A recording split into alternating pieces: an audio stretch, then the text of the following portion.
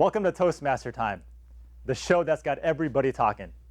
I'm Justin Paris, and I'm excited to be your host for this special edition. This evening, to celebrate Women's History Month, we are delighted to have three inspirational women who are former Toastmasters District 57 leaders.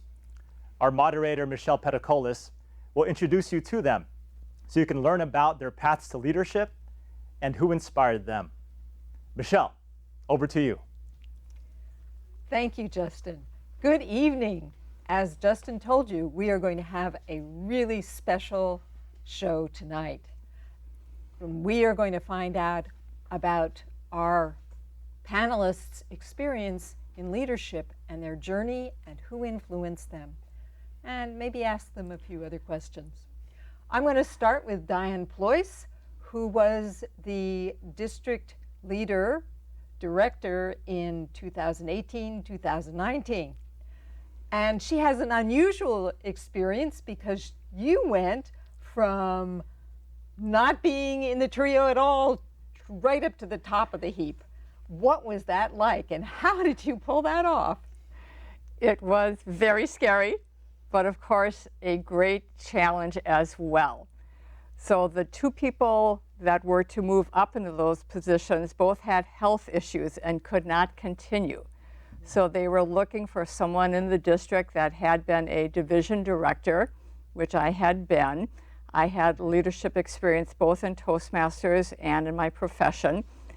And they asked me, and I didn't say yes, but I didn't say no. So we had a conversation. We talked a little bit about it because, as you indicated, it's a big jump. It's a big jump. Amazingly, I think it worked out to my benefit because everyone went, "Oh my gosh, Diane's going to need a lot of help," and I said, "Help, help, help," and everyone pitched in. It was fun. We became a distinguished district at the very end, which I'm very proud of. But it was really because everyone said, let's do this thing. Let's help Diane out. Let's help the district out. So it worked out. I was on the trio with Bet and Kevin Markle. We had a great trio. We worked together well. We had fun. And I think that set the tone and the pace. And we appreciated everyone. It was a wonderful experience. I'm so glad I said yes. Oh, that's amazing. So I want to turn to you, Bet, because you came 2 years after Diane and you were part of her team. What was that like to follow her act? I am so thankful because Diane really was a mentor and a role model. The thing about Diane is she always celebrated everything. She would write us all these notes and I would get them in the mail. They were handwritten. You did a really great job at this specific thing. Thank you so much for being on the team. And at first I was like, how does she have so much time to be writing all these notes to all of us? And then I realized she's a genius. She got us to do so much hard work because she celebrated everything. And every decum, she had people up there that she brought on stage, and it was epic run. It was so much fun working with Diane. So I brought that into my year, and Kevin used that also, and we were inspired by her great leadership. Wow, that's amazing. So that's one thing to remember, is to really appreciate and acknowledge people, because then you get them to do more for you. I learned this when I was an area director. My division director wrote me a note and said, "Thank you for helping the TLI," which I hadn't even thought about. I said, if he asks me for anything, I will do anything for him. Wow. I think handwritten notes are very really powerful. Yeah. Yes. Wow. So that brings us to Sharon. You haven't been a district director yet, but you were a division director. And I think you have a little bit of a story about how you got your team to work for you. Tell us your story about how you got roped into being a division director. Well, the one thing about our leaders, they're always looking for the next leaders, and they're preparing you for that. So when I was area director, they felt I did a great job, and then moving on to the next level would be division director. So I was asked to try it out see what you think. And I thought, oh no, it's too much. It's going to be way too much work for me, and I'm busy. And they said, no, you're going to get you a team together. You're going to put together a team and then delegate. And I thought, oh, I can delegate. Yeah, that's for me. I'll take the job. So I did the division director. I put together a great team that handled a lot. And one of the things that I learned is for them to be able to count on me is the training. I didn't want to just say, you're going to be area director and just put them out there and let them fend for themselves. I told them, I promised them, I took them all to lunch and I said, I promise you, I'm going to train you on everything that you have to do because you're going to be in the trenches and I want you to be totally prepared. So that was my joy, to be with a great team that supported me and I supported them. We all worked together to make sure that our areas were in sync and the club leaders were happy. So that's how I came to Well, pass. that must have really paid off for you to train your area directors, because oftentimes there isn't much training.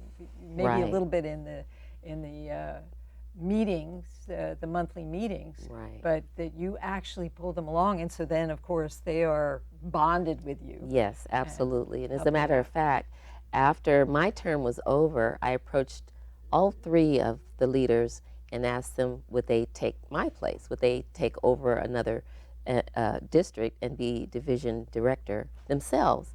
And two of them said yes. So, and Wow, that's, that was pretty good. yes, that was great.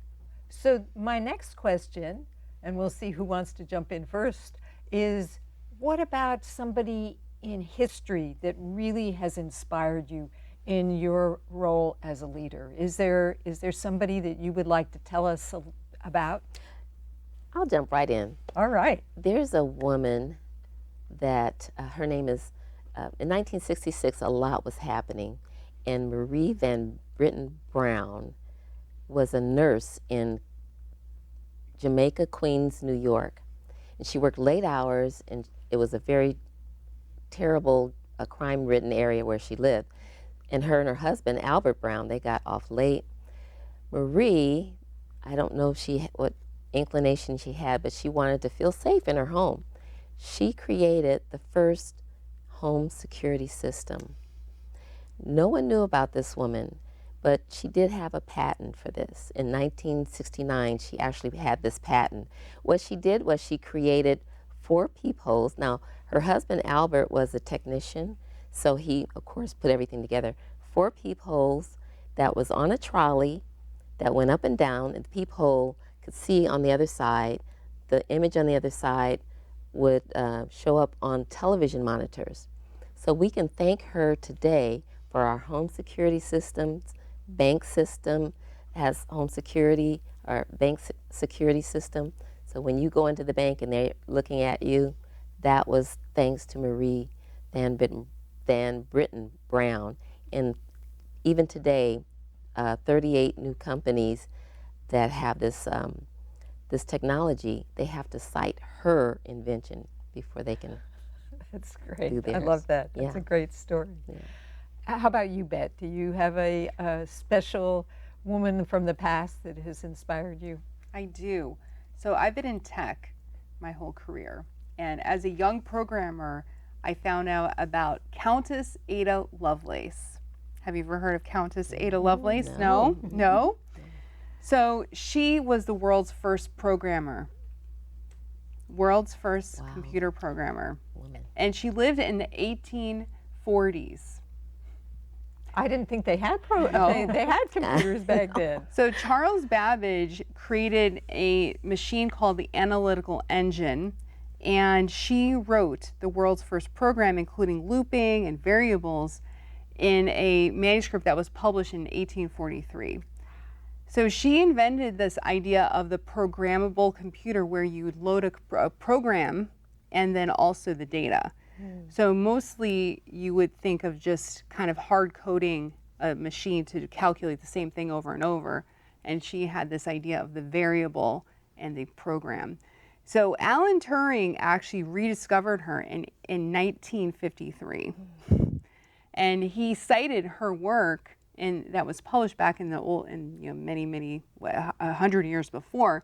So Alan Turing was the one who was able to decode the Nazis' encryption, and he was the father of modern computing. Wow. So he was citing her work in that paper to come up with how to create the programmable computer. He was also one of the first AI thinkers. He had created the Turing test, which many of us have probably heard about nowadays.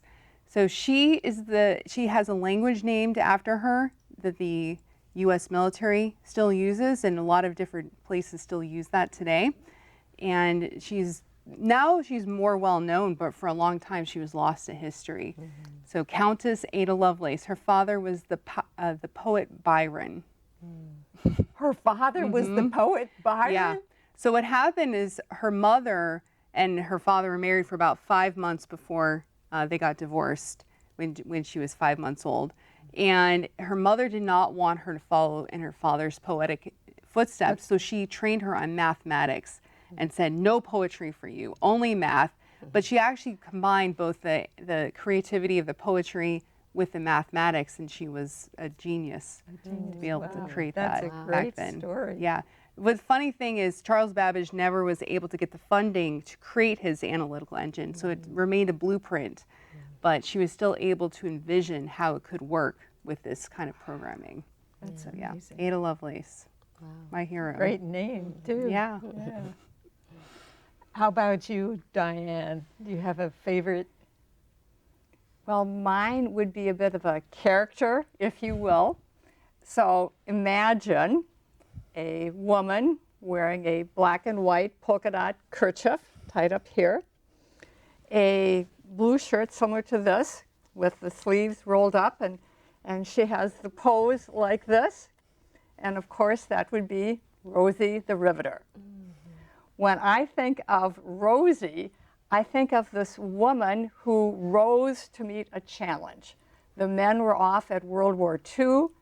They needed supplies, and the women said, we can do it. They filled jobs that were unseemly to women, that they thought women couldn't do, but they did them. It gave them confidence.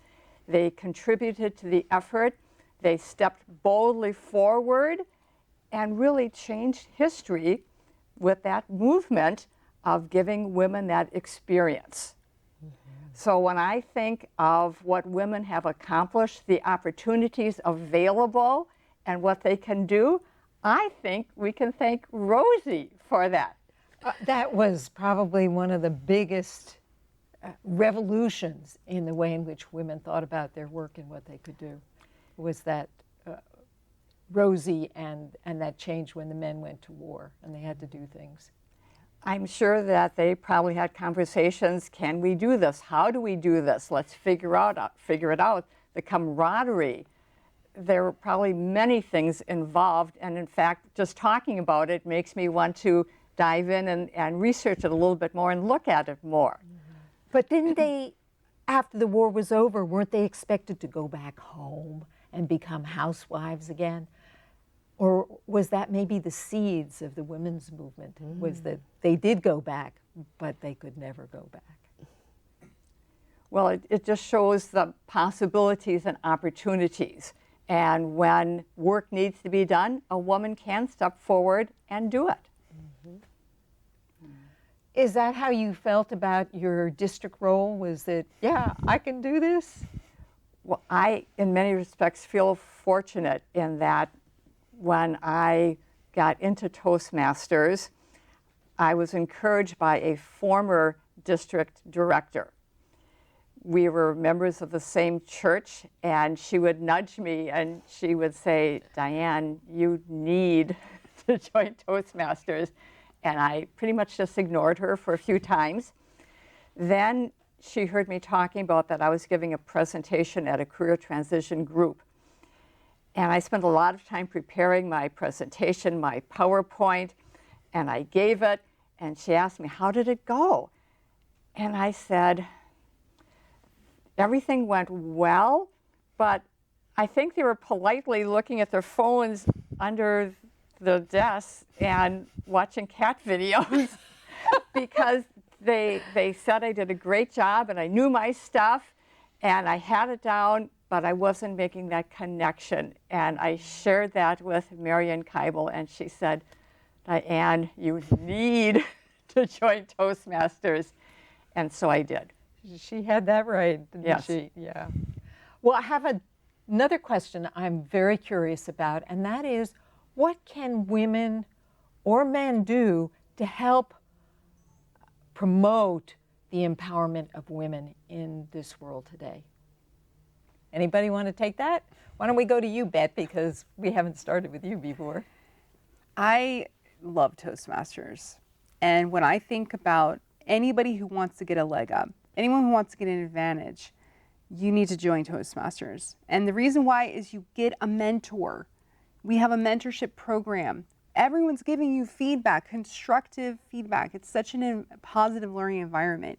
So I would say if anyone out there is listening to this and is like, what am I supposed to do?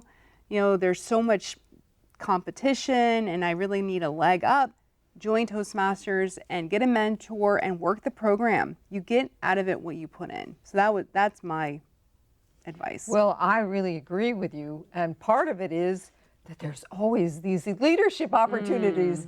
Toastmasters is always starving for people to step into leadership. And it's a great place to practice because nobody dies and nobody loses a lot of money if you do it wrong. So you can learn from your mistakes. Absolutely. So what about you, Sharon? Do you have any ideas about what men or women can do to help promote the empowerment of women? Well, I do. What Bet started with was perfect because that gets you practice. That gets you in the leadership role. You're honing your skills, so to say. But there are many, many organizations that are already on the ground, grassroots organizations, too many for me to name, but you can Google organizations that are doing things that are putting women first, that are getting women, looking at women's rights, they are looking at laws, they even have political PACs that will support political leaders, that support our views and are looking out for women's rights, women, people of color. They put all these things in a package and say, we can do better. America can do better. So to get yourself trained, get your confidence up, Toastmasters is the place to start because you have those opportunities. But then you're ready to hit the ground running and join one of these organizations so that you can actually do some real work. Are you working with any of those organizations right I now? won't name names, but yes, I Awesome. definitely am, and I work your way up through the ranks so that you can be productive. How about you? Do you have any suggestions for what men or women can do to empower women? I think we can do a lot. I think we can lend a hand. Someone helped us. I think we can pay it forward and lend a hand. We can open up doors. We can nurture. We can encourage. We can write recommendations. We can put forward people's names. We can support women in their businesses. We can support women who have children and maybe offer to babysit one night or take them to lunch or whatever they might need help with. It doesn't have to be just business women either, just all women. We can help across the board. And there's nothing better than helping someone out and seeing that appreciation. So I would like to think that we could all pay it forward because we have all benefited. And do you have any special advice for a woman who is interested in exploring leadership or developing their leadership skills? I mean, besides Toastmasters, we've said that, so something along that or extra. I think finding a mentor, someone who will be there to nurture you. Very early in my career, I probably would have been 24, I worked for a major company, and there were a couple of company presidents that wanted to nurture women many years ago, and they selected 9 of us. They called us the Nelefinian 9, and we met at one of the president's offices, and they just talked about the language of business and a different perspective than we had, and leadership and delegation and how things work. So if you can, talk to someone and see if they see potential in you and if they would be willing to lend a hand. To support you and, Yes. and guide you. Well, that does make, I think part of the value of the mentor is seeing the potential that that person doesn't see in themselves, and then saying, you can do this. And that in and of itself really encourages somebody to move forward. And you're going to make mistakes, and that's how you learn. And that's what you always remember the most. And hopefully they won't be major mistakes, but they will still propel you forward. So I thought of another question that sort of was provoked by what you were saying about delegating. And you said, oh, the job was easy because I delegated. Isn't delegation sort of a hard skill to learn? It is, especially my past life as a meeting planner. It's hard for me to let go. So this was a true test of leadership, of being able to let go and having confidence in the people that you are leading. But I felt with training them the way they had the information, then I could step back and feel confident they were going to handle whatever needed to be handled. And we conferred probably at least once a week. We would talk on the phone or email if something came up. They knew that they can contact me and work out any issues that they had. So we stayed in constant communication with each other. But I wouldn't say easy going because, of course, you do worry. But I had total confidence in the team that I put together. And I handpicked them to make sure that I had someone that was going to support me and that I could support them. It's so important to have that trust. Yes, to have that trust. Exactly. And quite a great thing to learn how to delegate, because Exactly. otherwise you just do it all yourself. And you can really hurt yourself doing that. How about you, Bet? Did you have any trouble learning how to delegate? Oh my goodness. So I'm the oldest of 9 children. I'm a born delegator. I would say delegation is my superpower. Your middle name. My middle name is delegation. I didn't call it that when I was a kid, but I would work hard to get all my sisters and brothers like, you do that, and you do that, and you do that, and stop doing that, and you do this instead.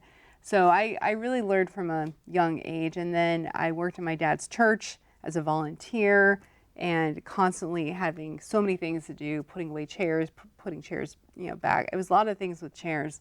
So a lot of things to get done. And I remember my dad used to say, with many hands makes light work, something like that. Yeah. And that was always, so it was always how to make it fun. And I learned a lot from Diane on that. How to make the job fun, how to, make everything exciting, like, yay. I used to make games for my sisters and brothers to clean the house before my mom and dad woke up. And it was like, let's be little elves and clean the house and make it a game. Everything had to be a game, and that really made it fun. So I would say delegation is not challenging for me, but it is still hard because you have to follow up. And that's the thing a lot of people don't know is like, oh, I just gave it to them and then I'll check next year. It's like, no, you need to check and follow up and find out if the person needs help or coaching or instruction or another member to come in and help them. Right. So you can't just abandon them. Right. You need to support them. I love what you brought in about making it fun, because, and yes, Diane, that is exactly my experience of having you help me on my first high performance leadership project.